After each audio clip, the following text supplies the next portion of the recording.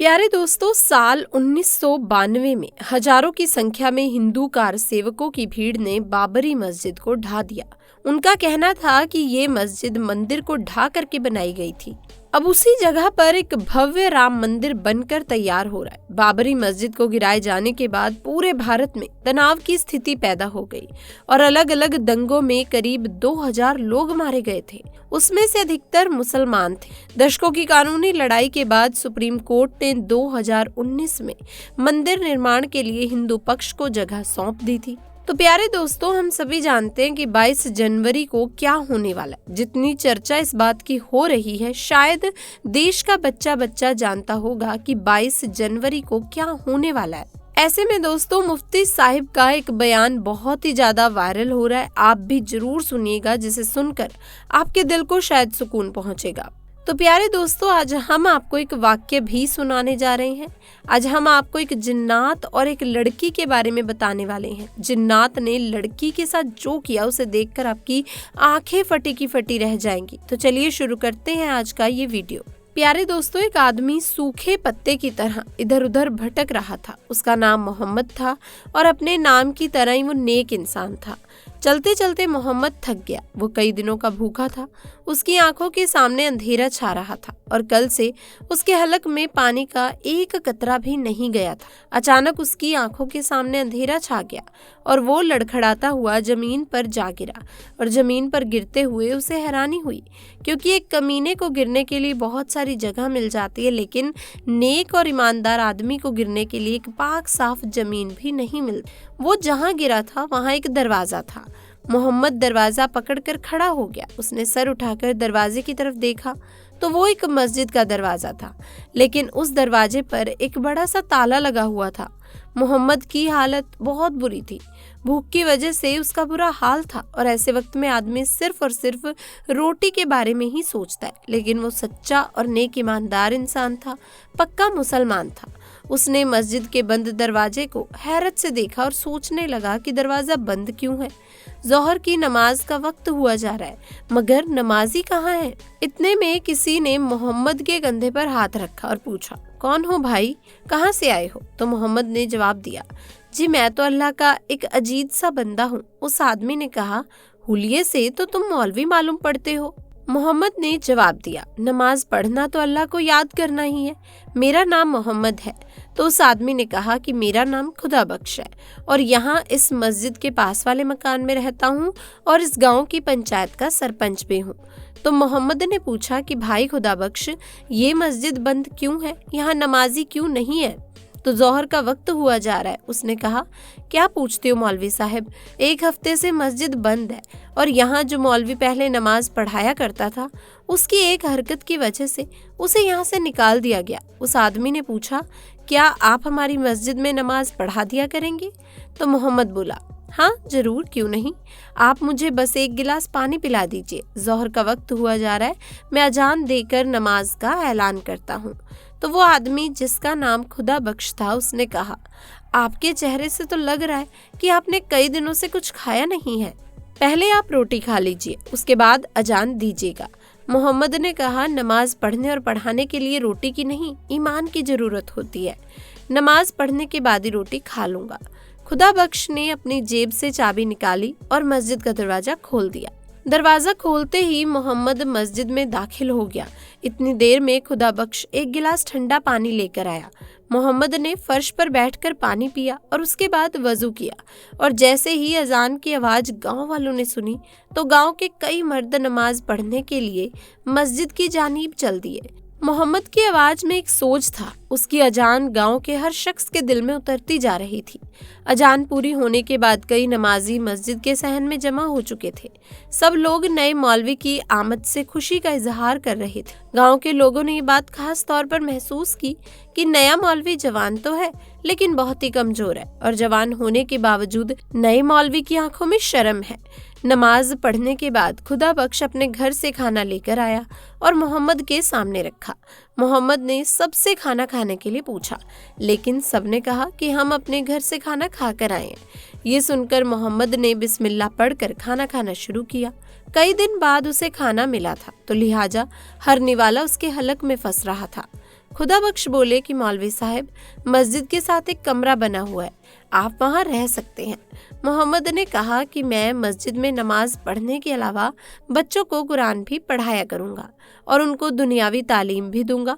खुदा बख्श ने जवाब दिया, माशाअल्लाह, अल्लाह आपको इल्तिजा दे। अब खुदा बख्श के जाने के बाद मोहम्मद कमरे में गया और जैसे ही खिड़की खोली तो फौरन उसे बंद कर दिया, क्योंकि खिड़की से खुदा बख्श के घर का सहन साफ नजर आ रहा था। वहाँ एक जवान लड़की सहन में झाड़ू दे रही थी। अब जैसे ही मोहम्मद ने खिड़की खोली तो उसकी नजरें भी उस लड़की से जा टकरा गई और लिहाजा घबराकर मोहम्मद ने खिड़की को बंद कर दिया। खिड़की बंद करके बिस्तर पर आकर बैठ गया और नींद से उसकी आंखें बंद हो रही थी। जैसे ही उसने अपनी आंखें बंद की तो वो अचानक से उठ गया, क्योंकि उसकी आंखों के सामने वही लड़की आ गई। वो मन ही मन बोला, उफ, हद, तौबा तौबा। मोहम्मद अहमद ने अपने गाल पीट लिए। कुछ महीनों में ही मोहम्मद की सारे गांव में इज्जत होने लगी। लोग कहते कि मौलवी जवान तो है मगर नियत में खोट नहीं, पराई बहू बेटियों को जरा भी आंख उठाकर नहीं देखता।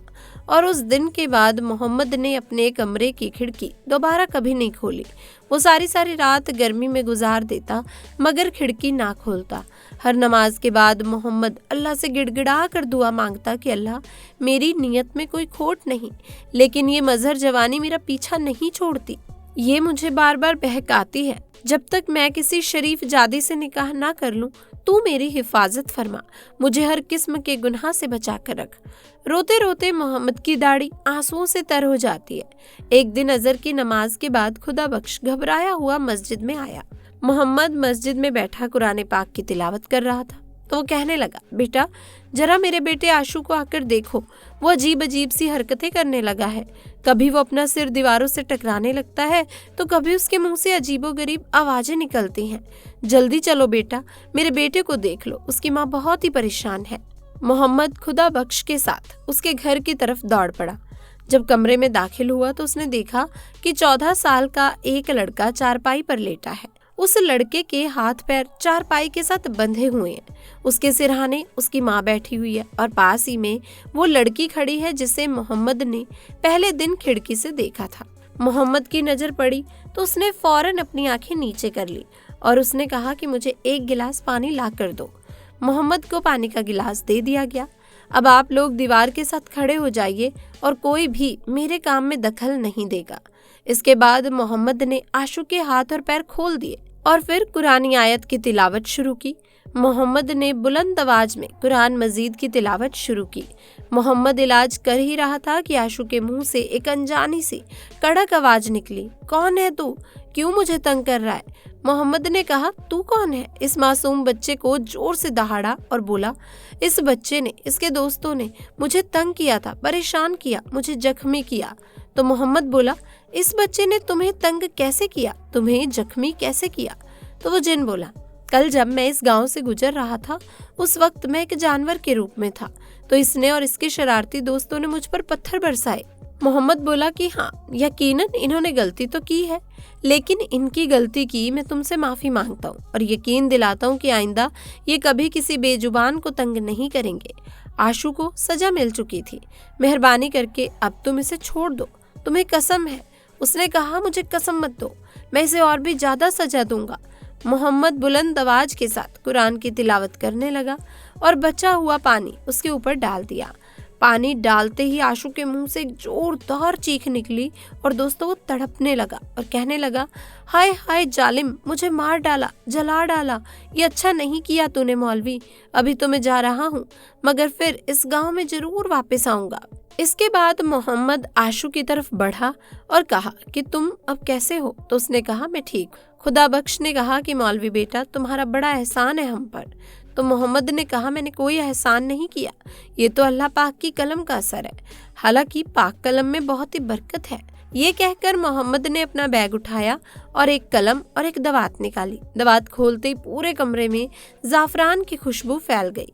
मोहम्मद ने कलम को जाफरान में डुबो दिया और ताबीज लिखने लगा। ताबीज लिखने के बाद मोहम्मद ने ये ताबीज खुदा बख्श के दाएं हाथ में दे दिया और कहा, इस ताबीज को चमड़े में लपेटकर आशू के सीधे बाजू पर बांध देना और रोजाना अजर की नमाज के बाद आशु के सिरहाने सूरह फलक और सुरनाम की तिलावत करते रहना। मुझे यकीन है कि जिन दोबारा इस घर का रुख नहीं करेगा।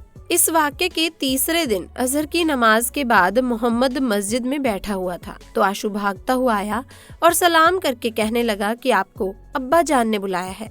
तो मोहम्मद ने अपना बैग उठाया और तेज तेज कदमों से आशु की तरफ चलने लगा। घर आकर खुदा बख्श की बीवी से पूछा क्या हुआ, तो उसने कहा कि मौलवी बेटा ना जाने क्यों उन जिनों ने मेरा घर देख लिया है। पहले आशु पर जिन आया था और अब मरियम पर। तो दोस्तों मौलवी मोहम्मद ने कहा आपको कैसे मालूम कि आपकी बेटी मरियम पर कोई जिन आया है। तो उसकी माँ ने अपनी बेटी के बारे में बता दिया कि वो अजीब अजीब हरकतें कर रही है। उसके बाद मोहम्मद उस लड़की के साथ उसके कमरे में गया और वो वज़ाइफ करने लगा।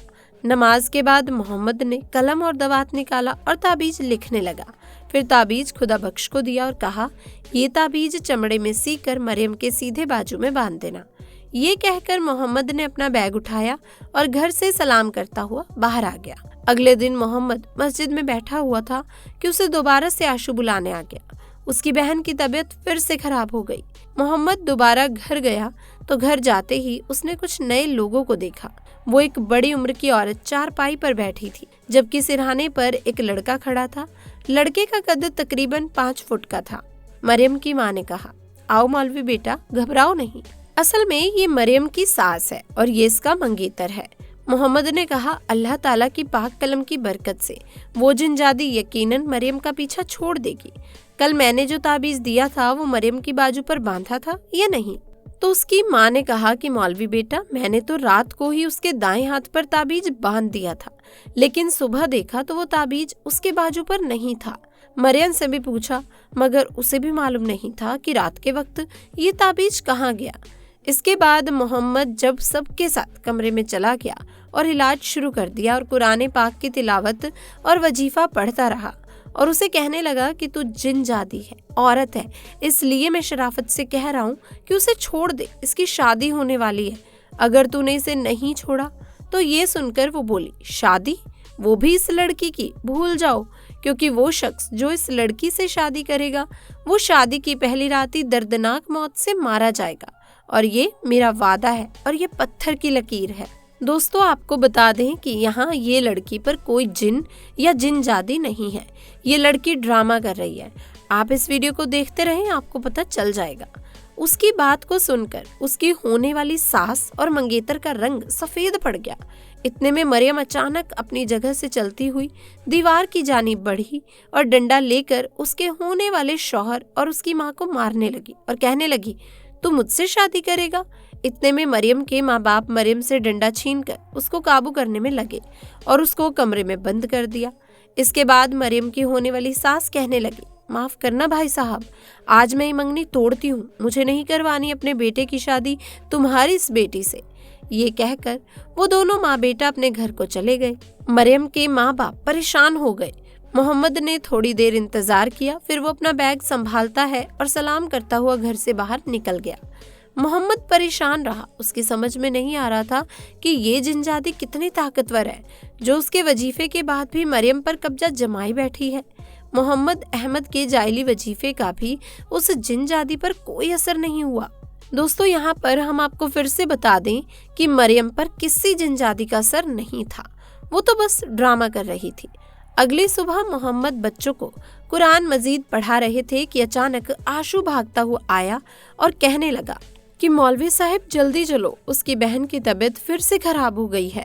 मोहम्मद जब उनके घर पहुंचा तो मरियम की माँ ने कहा कि बेटा मेरी बेटी ठीक तो हो जाएगी ना, एक जिनजादी उसके पीछे ही पड़ गई है।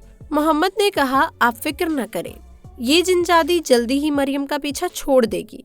अल्लाह तेरी जबान मुबारक करे बेटा, मेरी बेटी तो पूरे गांव में बदनाम हो गई है और ऊपर से उसकी फूफी ने रिश्ता भी तोड़ दिया। अब तू ही बता कौन करेगा मेरी बेटी से शादी। मोहम्मद बोला अम्मा फिक्र ना करें, अल्लाह बेहतर जानता है और ये रिश्ता खत्म हो गया तो क्या, अल्लाह इससे बेहतर रिश्ता भेजेगा। आप जाकर मरियम के कमरे का दरवाजा खोले, आज मैं ऐसा वजीफा करूंगा कि वो जिनजादी चीखती हुई बाहर आ जाएगी और मेरे साथ कमरे में कोई नहीं होगा। शायद मोहम्मद को उस पर शक हो गया था, अब क्योंकि मोहम्मद भी बड़ा नेक इंसान था और उस लड़की की हालत भी दिन ब दिन खराब होती जा रही थी। इसीलिए मोहम्मद आहिस्ता से चलता हुआ मरियम की चारपाई के पास आया और मरियम चारपाई पर बैठी हिल हिल कर अल्लाह की विलह कर रही थी। मोहम्मद चारपाई के पास पहुंच गया। थोड़ी देर तक मरियम को देखता रहा और फिर आहिस्ता से आवाज में बोला, मरियम, अब तुम ये नाटक बंद कर दो। तुम्हारे ऊपर कोई जिनजादी नहीं है, मुझे मालूम है। मोहम्मद की बात को सुनकर मरियम खामोश हो गई। उसने अपना सिर ऊपर किया और मोहम्मद को घूरने लगी। उसने कहा, तो तुम्हें पता चल गया कि मैं ड्रामा कर रही थी? मोहम्मद ने कहा, हाँ, मुझे पता चल गया और तूने अपनी आंखें लाल की हैं। तो मरियम ने कहा, मैंने अपनी आंखें ग्लिसरीन डालकर लाल की हैं। मोहम्मद ने कहा, तेरे इस नाटक की वजह से तेरे माँ बाप कितने परेशान हैं। मरियम बोली, मुझे अफसोस है इस बात का, लेकिन मैं मजबूर थी। मैंने नाटक रिश्ता तोड़ने के लिए किया था। तो क्या तुझे ये रिश्ता मंजूर नहीं था? हाँ, मेरा उसके साथ कोई जोड़ नहीं था। तो मोहम्मद ने कहा, अगर तुझे रिश्ता मंजूर नहीं था तो तू सीधे सीधे इनकार कर देती। इतना नाटक करने की क्या जरूरत थी? मरियम ने कहा, मेरा रिश्ता तब किया गया था जब मैं झूले में थी और शादी के वक्त भी मुझसे पूछा नहीं जाना था। मैं 10 जमात पास हूँ और उसने तो कभी स्कूल की शक्ल तक नहीं देखी। लेकिन अब तेरा क्या होगा? अब तुझसे शादी कौन करेगा? आसपास हर जगह तो तू मशहूर हो गई है कि तू अजीबोगरीब हरकतें करती है और तुझ पर जिन जादी सवार है। ये सुनकर मरियम मुस्कुरा दी और कहने लगी, मुझसे शादी वही करेगा जिसे मालूम है कि मेरे ऊपर किसी जिनजादी का कब्जा नहीं। मोहम्मद वाकया में नेक था। उसने कहा, क्या मतलब? तो लड़की बोली, या तो तू बहुत ही मासूम है या फिर बन रहा है। मरियम ने शरारती नजरों से मोहम्मद को देखा और मोहम्मद बोला, क्या मतलब है तेरा? मोहम्मद सब कुछ समझ तो गया था लेकिन अनजान बन रहा था। सयानों ने बिल्कुल सही कहा है, औरतों के मखरूम फेर से अल्लाह ही बचाए। अब मोहम्मद ने कानों को हाथ लगाए और अपना बैग संभालकर कमरे से बाहर निकल आया। क्या हुआ बेटा? मरियम की माँ ने कहा। बेटा, क्या जिनजादी ने मरियम का पीछा छोड़ दिया? तो मोहम्मद बोला कि जी, बहुत ही जल्द जिनजादी मरियम का पीछा छोड़ देगी। मरियम की माँ परेशान थी कि इससे अब शादी कौन करेगा। फूफी ने तो उसका रिश्ता तोड़ दिया है। आसपास के गांव में तो मशहूर हो गया है कि इस पर जिनजादी है और दूल्हे को ये मार डालेगी। इतने में मरियम की माँ बोली, बेटा, तुझे तो सब कुछ मालूम ही है ना। तू तो मौलवी भी है और तू इन सब चीजों से डरता भी नहीं। तो क्या तू करेगा मेरी बेटी से शादी? और वैसे भी तू तो शादीशुदा भी नहीं है। ये सुनकर मोहम्मद ने कहा, मैं आपकी बिरादरी का नहीं हूँ, कहीं ऐसा ना हो कि आपके बिरादरी वाले बुरा मान जाए। लड़की की माँ ने कहा, इस मुश्किल वक्त में कौन सा मेरी बिरादरी मेरे काम आई जो मैं बिरादरी का बुरा मानने के बारे में सोचूं। और फिर तू भी तो मुसलमान बंदा है और इस नाते तू भी तो मेरी बिरादरी का है। मोहम्मद ने कहा, फलां गांव में मेरी खाला रहती है, मैं सवेरे जाकर उनको ले आऊंगा। आप उनसे मेरी शादी की बात कर लेना। मोहम्मद ने अपनी रजामंदी जाहिर करते हुए जवाब दिया। प्यारे दोस्तों, कुरान मजीद में जिक्र अल्लाह की बहुत बड़ी फजीलत है। अल्लाह ताला अलैहि ईमान वालों को ये नसीहत करते हैं कि आप हमारा जिक्र चलते फिरते, उठते बैठते और सोते जागते हर हाल में करते रहें। हदीस में आया है कि तुम्हारी ज़बान हर वक्त अल्लाह के जिक्र से तर रहनी चाहिए। दोस्तों, आप जब अपने काम से फारिग हो जाएं तो अल्लाह के जिक्र में लग जाएं, क्योंकि उस वक्त आपका दिल अल्लाह के जिक्र में ज़्यादा लगेगा। वैसे अल्लाह का जिक्र हर वक्त जबान पर रहना चाहिए। जो लोग गुनाहगार होते हैं, अल्लाह के दिखाए हुए राह पर नहीं चलते, धोखेबाजी करते हैं, ऐसे लोगों को अल्लाह अजाब देते हैं और उन्हें मौका देते हैं कि अभी वक्त है, सुधर जाओ, वरना इससे भी बुरा अजाब तुम्हें मिल सकता है। अल्लाह पाक जब नाराज होते हैं तब वो सिर्फ जलजले लाकर अजाब नहीं देते, वो और भी तरीकों से अजाब देते हैं। जब जलजला आता है तब इससे जमीनें भागों में बट जाती हैं, मकान मंजिल गिर जाते हैं। जिन घरों को बनाने में लोगों को कई साल लग जाते हैं, वो पलक झपकते ही धूल में बदल जाते हैं। अल्लाह पाक आजमाइश में भी डालते हैं तो कुछ वक्त के लिए वो सारी चीजें हमें नेमत लगने लग जाती हैं, और जब अल्लाह हमें अजाब देते हैं तो कुछ वक्त के बाद हम और भी ज्यादा तकलीफ में रहने लग जाते हैं। तो इससे साफ आजमाइश और अजाब में फर्क दिख जाता है। तो दोस्तों, ये वीडियो आपको कैसा लगा? अगर आपको वीडियो पसंद आया हो तो इसे लाइक जरूर करें और चैनल को सब्सक्राइब करना ना भूलें। इंशाल्लाह फिर मुलाकात होगी, तब तक के लिए खुदा हाफिज।